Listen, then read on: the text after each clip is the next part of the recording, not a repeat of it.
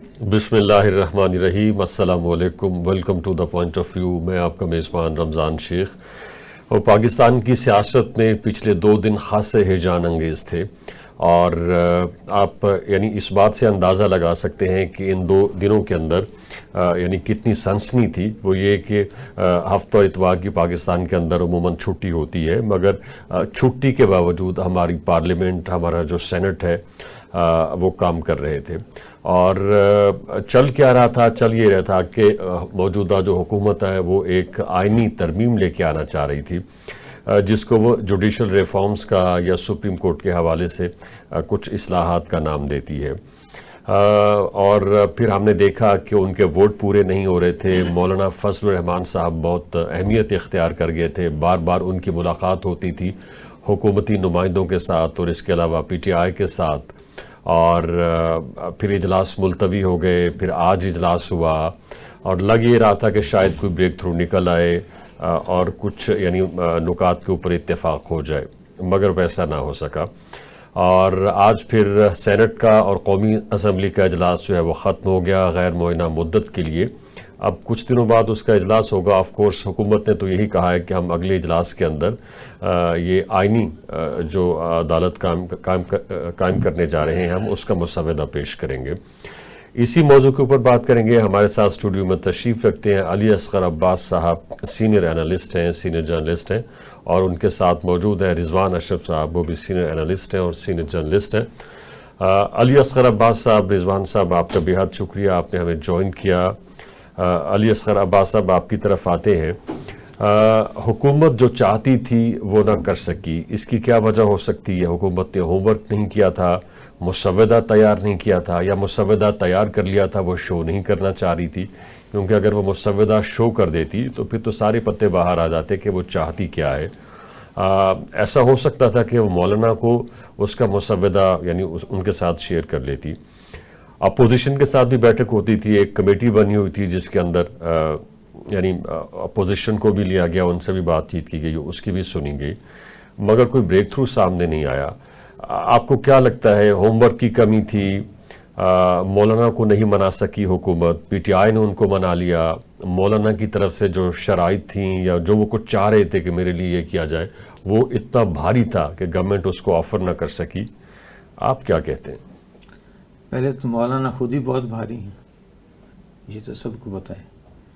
بات یہ ہے کہ سب بنیادی جو چیز ہے وہ ہے بدنیتی، ہر جگہ پہ بدنیتی، حکومت کی طرف سے بدنیتی ہے، سیاسی پارٹی کی بدنیتی ہے۔ بات یہ ہے کہ اس وقت سارے مل کے ایک سرکش گھوڑے کو لگام میں ڈالنا چاہتے ہیں، اور سرکش گھوڑا کون ہے؟ وہ بھی آئینی ادارہ ہے، کوئی اور تو ہے نہیں، اور اس کے پاس آئینی جواز ہے اپنے۔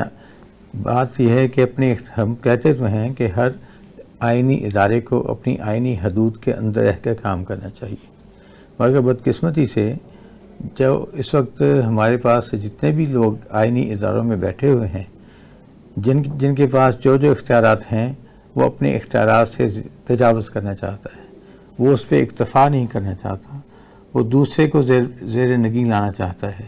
یہ بہت بڑی بدقسمتی کی بات ہے کہ ہمارے جو آئینی ادارے جنہوں نے عوام کی بات کرنی ہوتی ہے، قوم کی بات کرنی ہوتی ہے، مثال کے طور پر آپ سپریم کورٹ کی بات کر لیں، لاکھوں کیس پینڈنگ پڑے ہوئے ہیں، لوگوں کی 5-5 سال 10 سال تک لوگوں کی اپیلیں نہیں لگتی، اور حیرت انگیز بات یہ ہے، آن ریکارڈ باتیں ہیں کہ جب لوگوں کی سزائے موت کی اپیل جب سنی جاتی ہے یا اس کی سنوائی ہوتی ہے تو وہ اس وقت تک پتہ چلتا ہے کہ اس پر تو امپلیمنٹ ہو چکا ہے، بالکل ٹھیک، وہ تو بندے مارے جا چکے ہیں۔ جی ٹھیک ہے۔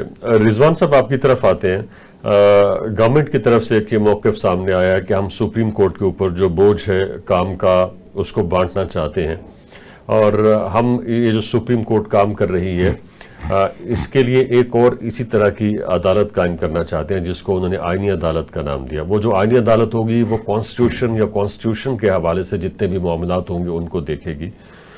آپ جانتے ہیں کہ آج سے نہیں عرصے سے سپریم کورٹ کے اندر کچھ ایسے یعنی کیسز جو ہیں ان کی پروسیڈنگز ہوتی رہتی ہیں جن کا تعلق سیاست کے ساتھ ہے۔ آپ یوں کہہ لیجیے کہ وہ سیاسی مقدمات ہیں۔ تو ایسے میں جو میرا مقدمہ ہے، جو آپ کا مقدمہ ہے، جو عام آدمی کا مقدمہ ہے، اس کو سننے کے لیے سپریم کورٹ کے پاس وقت ہی نہیں ہوتا. تو اگر اس طرح کی کوئی عدالت وجود میں آ جاتی ہے تو اس سے کم یہ تو ہوگا کہ عام آدمی کے مقدمے کو سنا جا سکے گا، اور آئینی معاملات سے ریلیٹڈ جتنے بھی ایشوز ہیں اس کے لیے ایک الگ عدالت ہوگی. وہ بے شک روز سماعت کیا کرے، روز سنا کرے، روز اس کی لیڈ لگا کریں گی، لیکن کم عام آدمی کو تو وقت ملے گا کہ جو منصف ہیں اس کی بات سنیں گے، اس کے مقدمے کا کوئی فیصلہ کریں گے. شیخ صاحب بہت شکریہ. شیخ صاحب یہ جو آئینی ترمیم کے لیے پچھلے تقریباً کوئی 4-5 دن سے ڈرامہ لگا ہوا ہے، اور یہ جو انہوں نے قومی اسمبلی کا اجلاس بلایا ہوا تھا کہ ہم کسی دن بھی جو آئینی ترمیم ہے وہ ایسے ٹھک کر کے ٹیبل کریں گے، وہاں پر رکھیں گے اور اس کے اوپر ہم ووٹ کروا لیں گے، اپنے حق میں اس کو پاس کروا لیں گے. تو 1-1.5 ہفتہ ہو گیا ہے یہ ملک کے اندر ایکسرسائز چل رہی ہے جیسے ملک کے اندر اور کوئی مسئلہ ہی نہیں ہے، پاکستان کے اندر کوئی مسئلہ ہی نہیں ہے، صرف ایک ہی مسئلہ پڑا ہوا ہے کہ آئینی ترمیم کروانی ہے. اور پچھلے 10 دن سے اس کے اوپر یہ بھاگ دوڑ لگی ہوئی ہے، کوئی ادھر جا رہا ہے، کوئی ادھر جا رہا ہے، کوئی ادھر جا رہا ہے، کوئی گھٹنے ٹیک کر رہا ہے، کوئی جا کے اس کے پاؤں پکڑ رہا ہے، کوئی کچھ کر رہا ہے، کوئی کچھ کر رہا ہے. حکومت ساری کی ساری اس کے اندر انگیج ہے. یہ پہلی بات. دوسری بات یہ کہ اب یہ جو انہوں نے سارا ڈرامہ کیا ہے اور اس کے اندر بدترین قسم کی شکست ہوئی ہے ان کو، اس کے اوپر کوئی اور کسی نے کیا کہنا ہے. آج صبح ہی جب فیصل وارڈا، اور آپ کو پتا ہے وہ کون سے قبیلے سے تعلق رکھتے ہیں، ان سے جب پوچھا گیا کہ یہ حکومت آئینی ترمیم نہیں لا سکی، حکومت یہ آئینی ترمیم نہیں پاس کروا سکی، تو فیصل وارڈا کے جو الفاظ تھے وہ یہ تھے کہ نہ اہلوں سے اور نکموں سے یہ امید کی جا سکتی ہے. تو یہاں سے آپ اندازہ کر سکتے ہیں کہ جو ان کو ایک ٹاسک ملا تھا، جو ان کو ذمہ داری ملی تھی، وہ آخرکار اس کا نتیجہ کیا نکلا. اب بات یہ ہے کہ یہ جو آئینی ترمیم لانے جا رہے تھے، یہ جو آئینی ترمیم کرنے جا رہے تھے، یہ اس میں تقریباً کوئی 90%، 90% جو کچھ اس کے اندر ہے وہ سارا کا سارا عدلیہ سے متعلق ہے، وہ سارا کا سارا سپریم کورٹ پاکستان سے متعلق ہے یا پھر ججز کے متعلق ہے. اور ان کو یا آپ کہہ لیں کہ یہ کنٹرول کرنے کے لیے، یا ان کو مینج کرنے کے لیے، یا یہ انہیں اپنی جیب میں کرنے کے لیے، اپنے ہاتھ میں کرنے کے لیے یہ سارا کچھ کیا جا رہا ہے. اور دیکھیں نون لیگ والے، یہ ان کی تو ویسے بھی تاریخ ہے، میں یہ چھوٹی سی تاریخ بتا دوں، پھر اس کے بعد آپ بتا دیجیے گا. یہ تاریخ یہ ہے کہ یہ ہمیشہ سے سپریم کورٹ کے اوپر حملہ آور ہوتے آئے ہیں، اور 97 کے اندر انہوں نے غنڈوں کے ذریعے سے، ڈنڈوں سے حملہ کر دیا تھا، اور وہ آج تک جاری ہو ساری ہے. علی اصغر عباس صاحب، کیا حکومت جو ہے جب اگلا سیشن ہوگا پارلیمنٹ کا اور پھر سینٹ کا، اس کے اندر زیادہ اچھے ہوم ورک سے آئے گی اور اس کو جو اس وقت امبیرسمنٹ فیل کرنا جائے؟ آج بہت زیادہ ایکٹیویٹی رہی ہے مولانا فضل الرحمان اور بلاول بھٹو کے درمیان، ملاقاتیں زیادہ رہی ہیں، کافی زیادہ پیپلز پارٹی کوشش کری ہے. کانسٹیٹیوشن بنیادی طور پر تو پیپلز پارٹی کا ہی برین چائلڈ ہے. ٹھیک ہے علی اصغر عباس صاحب، ہمیں ایک بریک کی طرف جانا ہے، جب بریک سے واپس آئیں گے تو یہیں سے ریزیوم کریں گے، آپ ہمارے ساتھ رہیے. جی ویلکم بیک. مجوزہ آئینی ترمیم کے حوالے سے بات ہو رہی ہے جو کہ نہ ہو سکی، اور اس وقت ہمارے ساتھ اسٹوڈیو میں تشریف رکھتے ہیں علی اصغر عباس صاحب، رضوان اشرف صاحب اور یوسف عباسی صاحب. آپ تینوں کا بے حد شکریہ. یوسف عباسی صاحب آپ کی طرف آتے ہیں. مولانا فضل الرحمان کو کیا چیز تھی جو کنونس نہ کر سکی، اور ان کی شرائط کیا تھی، ڈیمانڈز کیا تھیں، اور وہ پی ٹی آئی کے قریب کیوں جا کے بیٹھ گئے جب پی ٹی آئی کے پاس تو ان کو آفر کرنے کے لیے کچھ تھا ہی نہیں؟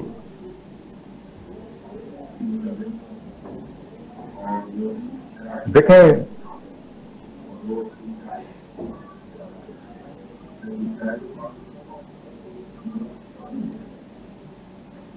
سب سے پہلی بات تو یہ ہے کہ جو گورنمنٹ ہے، گورنمنٹ اپنے ریٹ کو تسلیم کرانے کے لیے ہر صورت میں کوشش کرتی ہے، اور اس کوشش میں وہ یہ ضرور ہے کہ جتنے بھی اس کے اتحادی ہیں یا اس سے ناراض ہیں ان کو منایا جائے.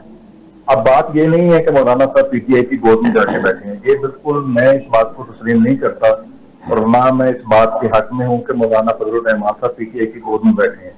مولانا فضل الرحمان کی اپنی ایک حیثیت ہے، اپنی ایک جماعت ہے، اپنی ایک ویلیو ہے، اور اس ویلیو کو انہوں نے ہمیشہ برقرار بھی رکھا ہے اور منوایا بھی ہے، چاہے وہ اپوزیشن میں ہو چاہے وہ حکومت میں ہو.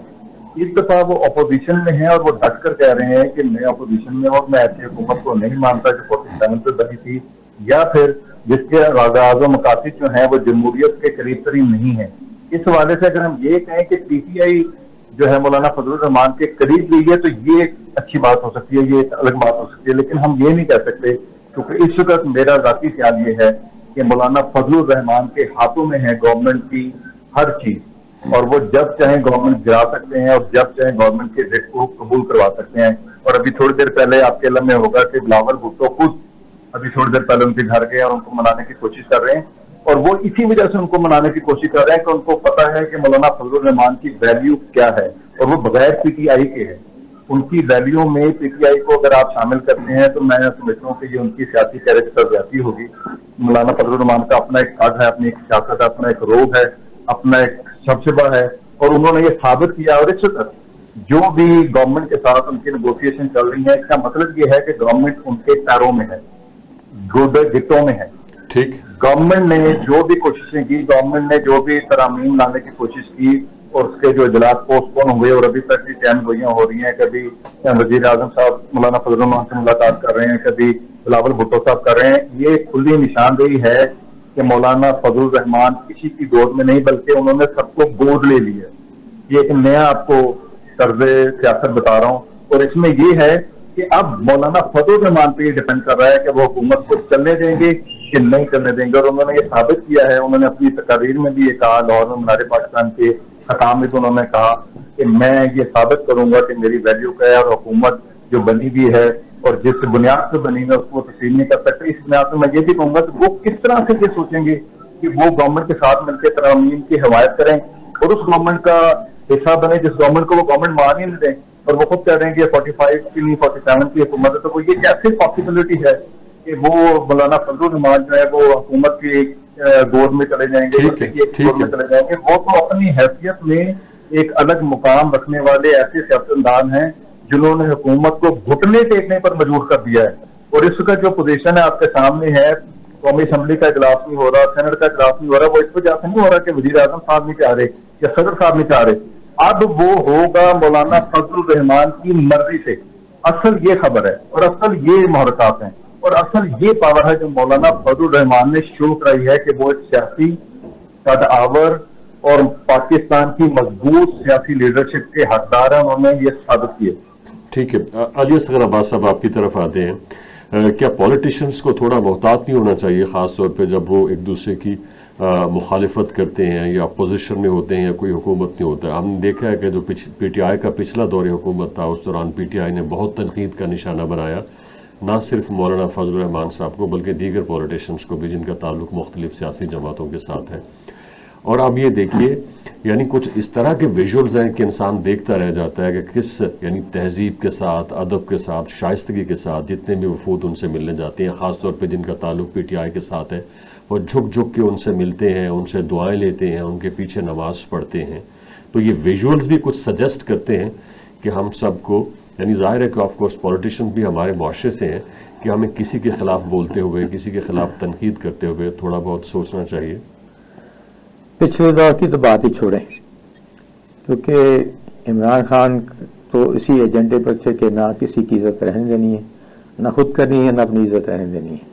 वो तो इस एजेंडे पर से इज्जत का तो सवाल ही पैदा नहीं होता, ना किसी उनकी लोगत में था ही नहीं था उस इज्जत का, एहतराम का, एक दूसरी शाइस्तगी का।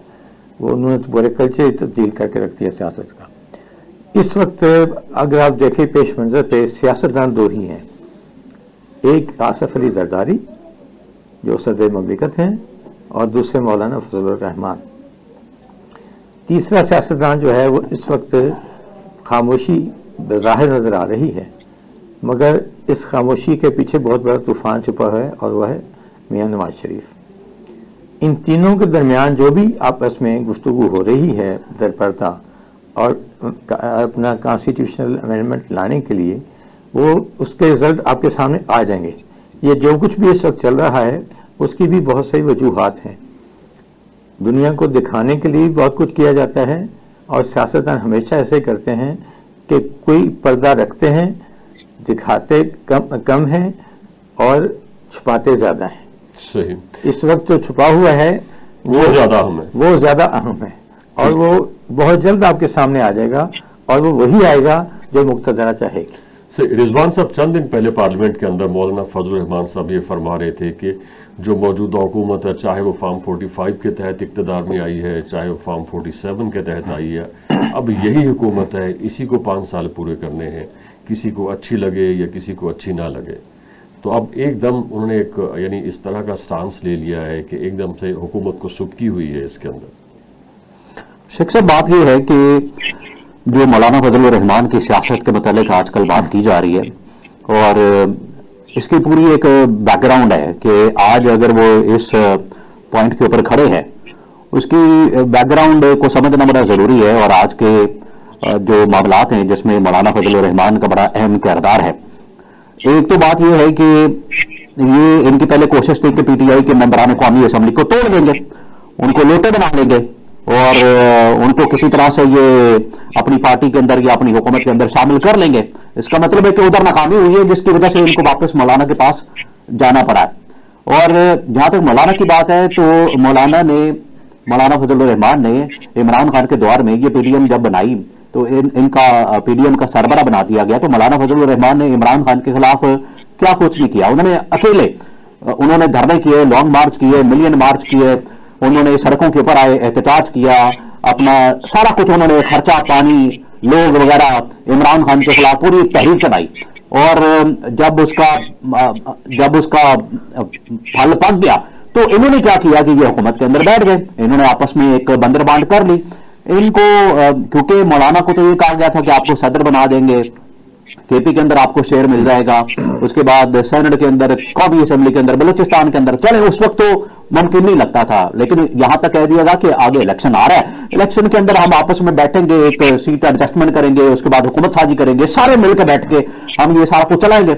तो आप देखें जब इलेक्शन हुए, इलेक्शन के बाद ये नून लीग पीपल्स पार्टी बैठी हुई थी, मौलाना कायद थे। मौलाना तो उन दिनों के अंदर वो फिर पहाड़ों में चले गए और ये इन्होंने हुकूमत साजी कर ली, पंजाब के अंदर, सिंध के अंदर, बलूचिस्तान के अंदर, केपी के अंदर तो खैर पीटीआई को 2/3 मेजोरिटी मिल गई, वफाक के अंदर, कौमी असेंबली के अंदर, सेनेट के अंदर। पीछे बचा क्या है? जो इस वक्त बात हो रही है कि हुकूमत के पास बड़ा कुछ है मौलाना को देने के लिए, तो बचा क्या है? सदर की सीट के ऊपर आसिफ अली जरदारी बैठे हुए हैं, केपी के अंदर एक गवर्नरशिप थी, एक गवर्नर है वो फैसल करीम कोंडी पीपल्स पार्टी के पास है, पंजाब के अंदर पीपल्स पार्टी के पास है, कौमी असेंबली के अंदर, सेनेट के अंदर, बलूचिस्तान के अंदर इन्होंने कोलिशन गवर्नमेंट बनाई हुई है। तो बचा क्या है? तो मौलाना को देने के लिए इनके पास कुछ नहीं है। इस वजह से मौलाना इतनी आसानी से मानने वाले नहीं है, क्योंकि वजह से पहले ये लोटे जो करने थे पीटीआई से तोड़ने थे, वो तो पीटीआई से इनको नाकामी हुई कि बंदा तोड़ने में वहां पर कितनी मुश्किलात आ रही हैं, वहां पर एक मेंबर को तोड़ने के लिए कितनी मुश्किलात आ रही है। और आज भी जो इनके असद कैसर हैं पीटीआई, उन्होंने कहा कि हमारे 7 बंदे जो है ये पंजाब हाउस के अंदर इन्होंने अगवा करके रखे हुए, वो किस मकसद के लिए रखे हुए? यूसुफ साहब, आपकी तरफ आते हैं, बहुत सारी स्पेकुलेशंस हैं इस वक्त मीडिया के अंदर, सोशल मीडिया के ऊपर भी, जिसमें ये कहा जा रहा है कि जी मौलाना साहब की डिमांड्स क्या हैं, वो क्या मांग रहे हैं और हुकूमत उन्हें क्या ऑफ़र कर सकती है, क्या देना चाह रही है।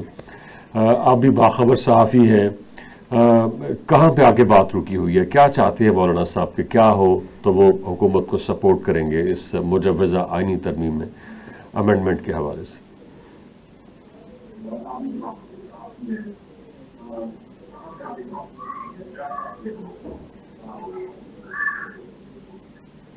आवाज नहीं आ रही।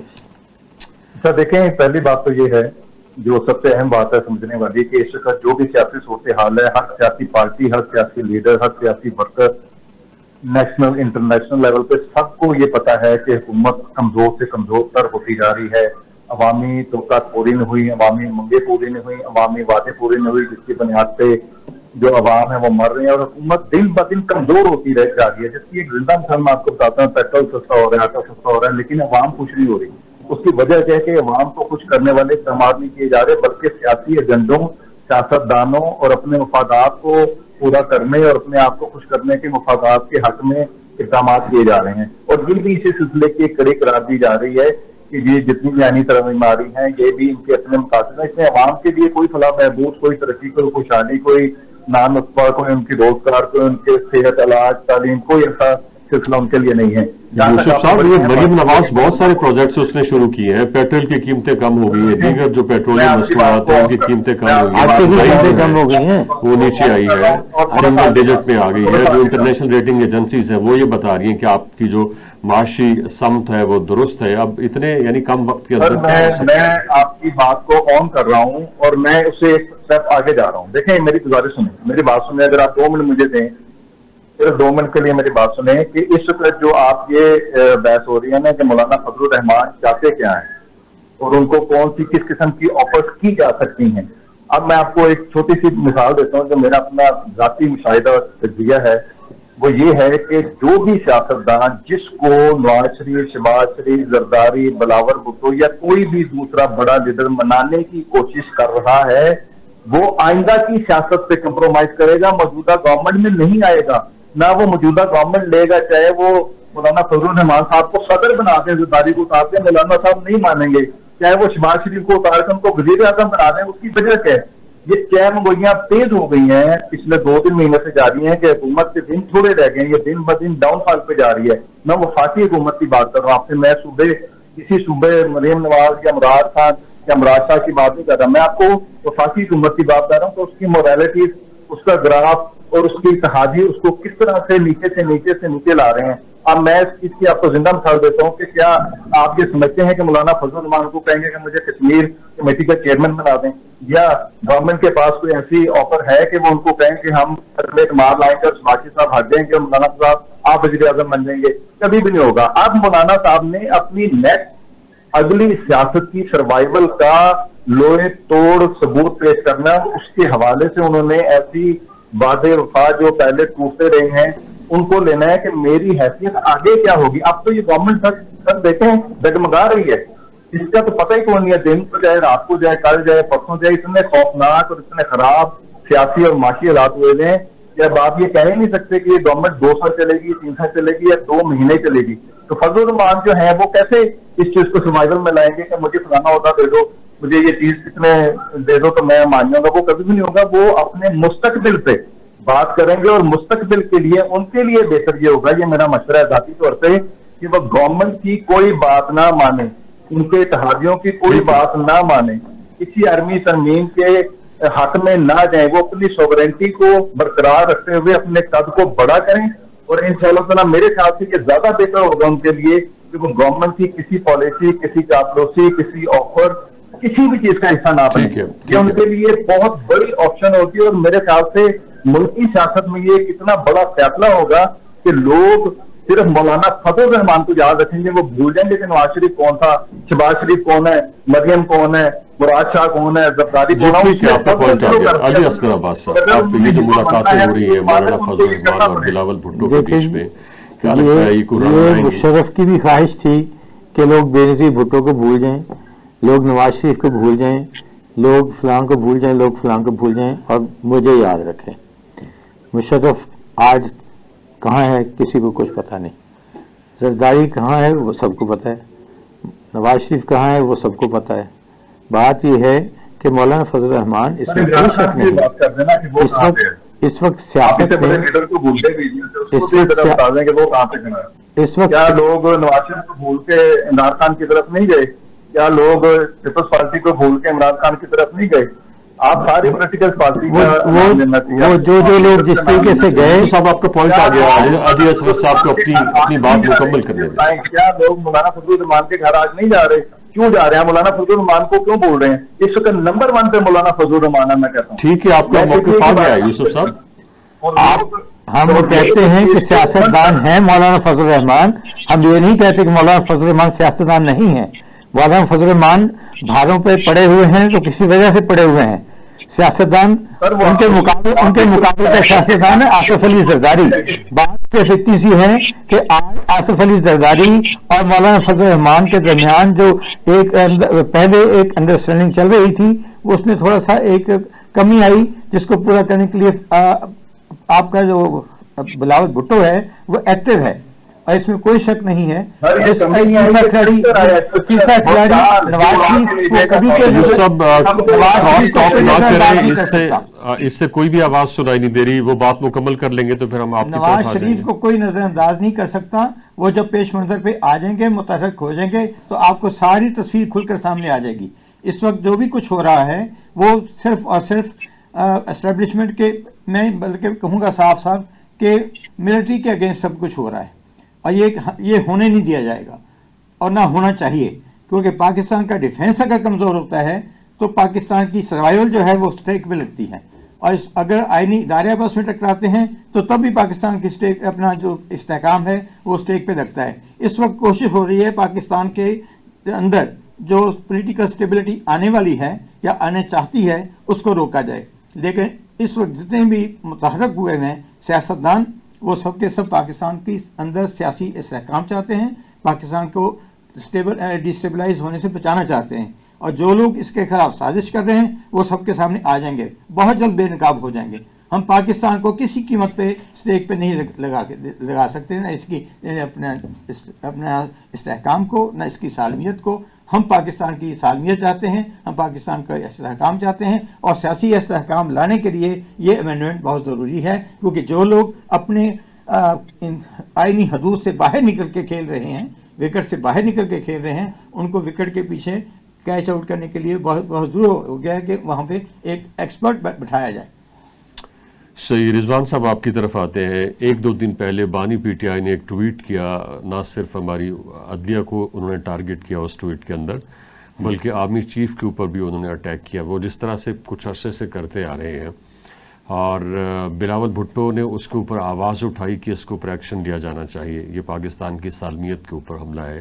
اور ہم نے دیکھا ہے کہ بانی پی ٹی آئی کچھ عرصے سے یعنی پاکستان کے جو سافٹ ایشوز ہیں یا جو سافٹ کارنرز ہیں ان کو ٹارگٹ کرتے ہیں اور زیادہ سے زیادہ تکلیف پہنچانے کی کوشش کرتے ہیں تاکہ اس کے نتیجے میں کچھ کیوس کریٹ ہو. اور جب بلاول بھٹو سے صحافیوں نے سوال کیا کہ آپ اپوزیشن سے بھی بات کریں، ان کو بھی اس مجوزہ آئینی ترمیم کے حوالے سے کنونس کرنے کی کوشش کریں، اعتماد میں لیں، تو انہوں نے کہا کہ ایک ایسے شخص سے بھلا کس طرح بات ہو سکتی ہے جو پاکستان کی پارلیمنٹ، پاکستان کی عدلیہ اور آرمی چیف کے اوپر اٹیک کرتا ہو اور اتنے خطرناک الفاظ استعمال کرتا ہو. شیخ صاحب چلیں، یہ جو عمران خان کے ٹویٹ کے بارے میں بات ہو رہی ہے یہ تو اب ریکارڈ کے اوپر آ چکا ہے اور اس کے بارے میں تو تحقیقات ہو رہی ہیں، تفتیش ہو رہی ہے اور ایف آئی اے لگی ہوئی ہے. لیکن اگر یہ اس کی آڑ میں یہ لوگ اس طرح کی بات کریں کہ ہم نے کبھی اسٹیبلشمنٹ کے اوپر حملہ نہیں کیا، ہم نے کبھی اسٹیبلشمنٹ کے متعلق کوئی غلط بات نہیں کی، ہم نے کبھی اسٹیبلشمنٹ کے بارے میں کبھی کوئی بری بات نہیں کی، تو ایسا نہیں ہے. ان کی پوری تاریخ اس طرح کے واقعات سے بھری پڑی ہے اور پوری دنیا جانتی ہے کہ انہوں نے کیا کیا گول کھلائے ہیں یا ماضی کے اندر ان لوگوں نے کیا کیا حرکتیں کی ہیں. اب شیخ صاحب معاملہ یہ ہے کہ جو اس وقت کرنٹ سچویشن ہے، آپ یہ دیکھیں کہ پورا پاکستان آئینی ترمیم کے اوپر بات کر رہا ہے، تمام سیاسی جماعتیں آئینی ترمیم کے اوپر بات کر رہی ہیں اور بہت سارے ادارے جو ہیں اس کے متعلق بات کر رہے ہیں. لیکن آئینی ترمیم کا مسودہ، آئینی ترمیم کا ڈاکومنٹ یا اس کا ایک لفظ بھی وہ باقی سیاسی جماعتیں تو چھوڑے، گورنمنٹ کا جو اہم ترین منسٹر یا وزیر اعظم بھی ہے اس کے نالج میں بھی نہیں ہے. اس آئینی ترمیم کے اندر ہے کیا، اس کے اندر لکھا کیا گیا ہے، اس کے اندر بات کیا ہے، یہ کیا اس میں کہنا چاہ رہے ہیں. کیونکہ یہ جو بار بار ان کے پاس جا رہے ہیں، مولانا فضل الرحمان کے پاس بار بار جا رہے ہیں، وہ ان کو بڑی ایک مسلمانہ سی بات کرتے ہیں کہ ہمیں مسودہ تو دیں، ہمیں کوئی ڈاکومنٹ تو دیں، ہمیں کوئی دکھائیں تو صحیح آپ کرنا کیا چاہ رہے ہیں، آپ لانا کیا چاہ رہے ہیں، آپ کا ریفارمز کا ایجنڈا کیا ہے. آپ کا پوائنٹ آ گیا. یوسف صاحب آپ کی طرف آتے ہیں. یہ جو بانی پی ٹی آئی نے ٹویٹ کیا تھا بہت خطرناک، جس کو اپوزیشن خاص طور پہ بلاول بھٹو اور اس کے خلاف پھر ایف آئی اے نے جو ہے وہ تحقیقات شروع کر دی. شروع میں بانی پی ٹی آئی نے کہا کہ جی میں تعاون نہیں کروں گا، میں اپنے وکلاء سے بات کروں گا اور ان سے بات کر کے پھر میں آپ کو کوئی جواب دے پاؤں گا. تو کیا لگتا ہے کہ یعنی اس کو کسی فورم کے اوپر اسٹیبلش کیا جا سکتا ہے کہ اس سے پاکستان کے ادارے جو ہیں ان کو نقصان پہنچا ہے، چاہے وہ عدلیہ ہو، چاہے وہ ہماری سیکیورٹی ایجنسیز ہوں؟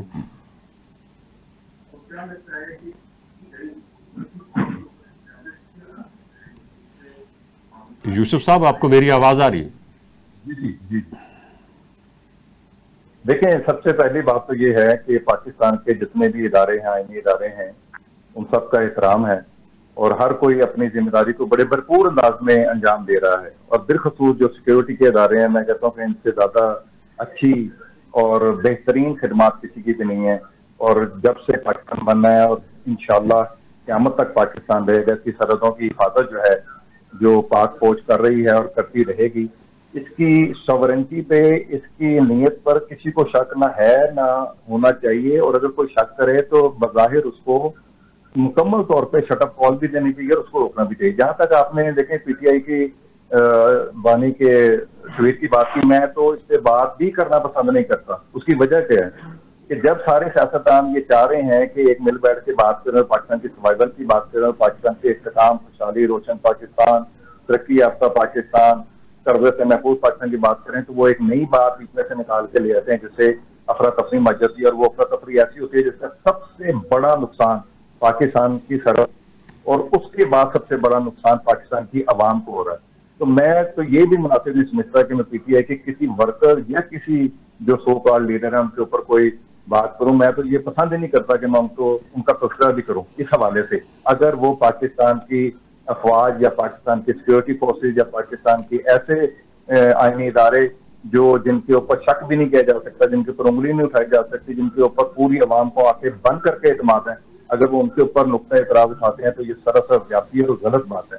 دوسری بات، ایک اہم بات جو سب سے اہم بات ہے جو میں بھی کرنا چاہتا ہوں کہ جتنے بھی سیاستدان ہیں دیکھیں وہ عوام سے مخلص نہیں ہیں.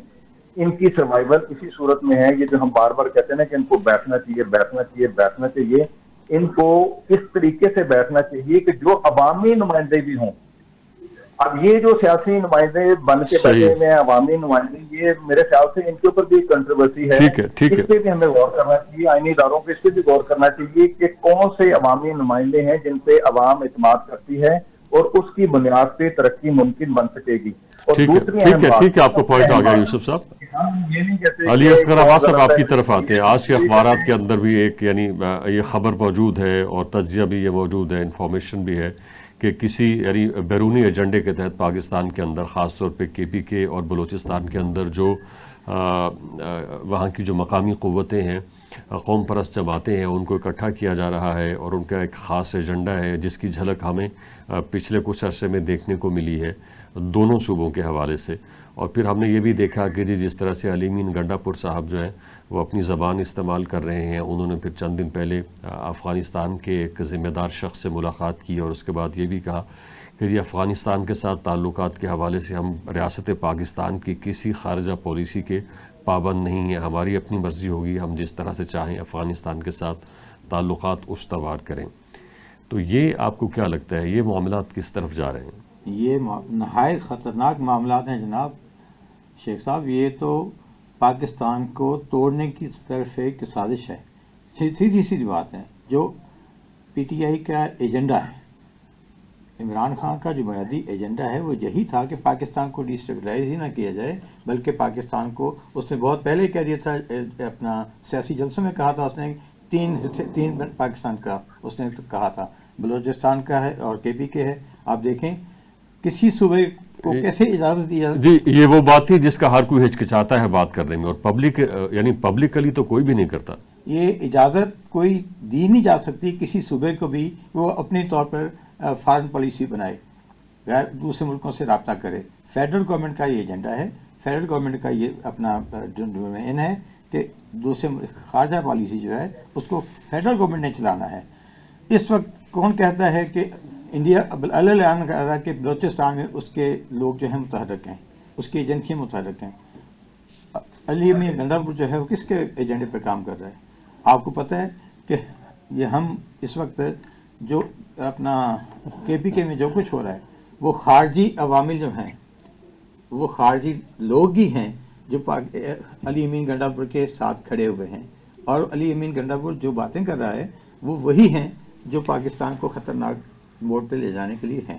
پاکستان اس کا افورڈ نہیں کر سکتا، اور پاکستان کی سیکورٹی ایجنسیز جو ہیں ان کی ذمہ داری بڑھ جاتی ہے.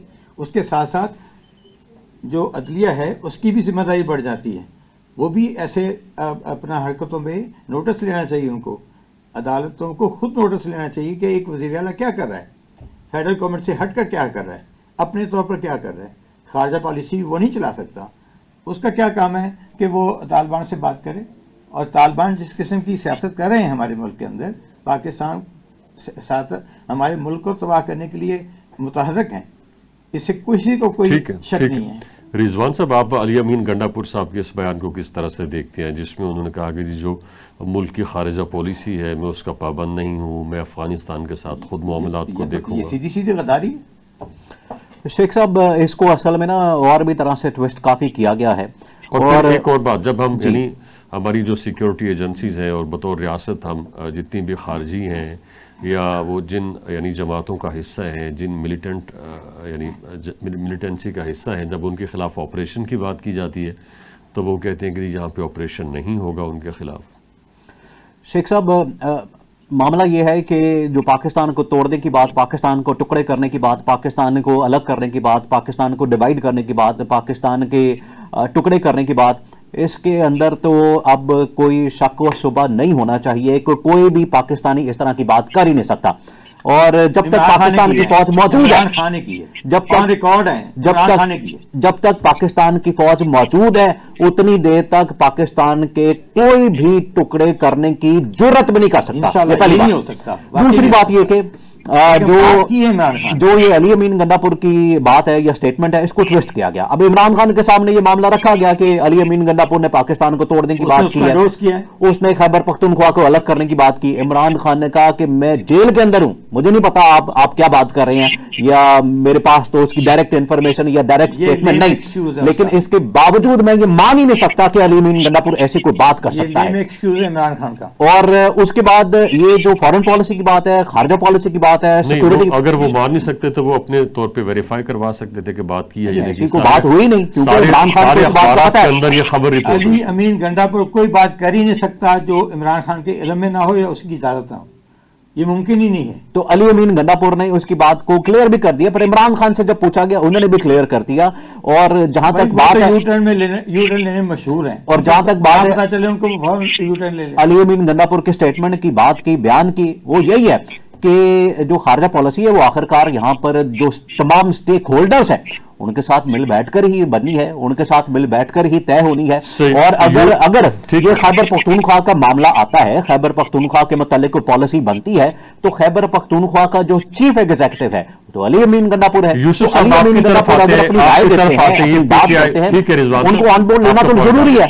यूसुफ साहब आपकी तरफ आते हैं, जब केपी के अंदर या बलूचिस्तान के अंदर दहशत गर्दों के खिलाफ ऑपरेशन की बात आती है तो पीटीआई उसकी मुखालिफत क्यों करती है? वो कहती है जी अफगान हुकूमत के साथ बात की जाए, तालिबान के साथ बात की जाए, इन मिलिटेंट ऑर्गेनाइजेशंस के साथ बात की जाए। और आपने देखा कि अपने दौरे हुकूमत के अंदर उसने किस तरह से अफगानिस्तान से तालिबान को लाके इधर स्वात और दीगर एरियाज के अंदर बसाया।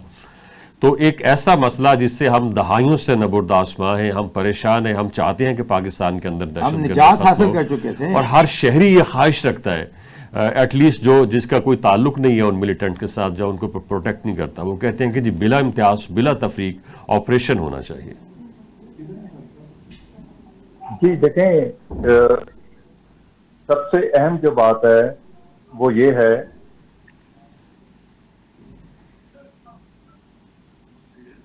सबसे अहम जो बात है ना वो ये है कि सबसे पहले हमें इस बात को तस्लीम करना चाहिए और इस बात को समझना चाहिए कि रियासत किसे कहते हैं।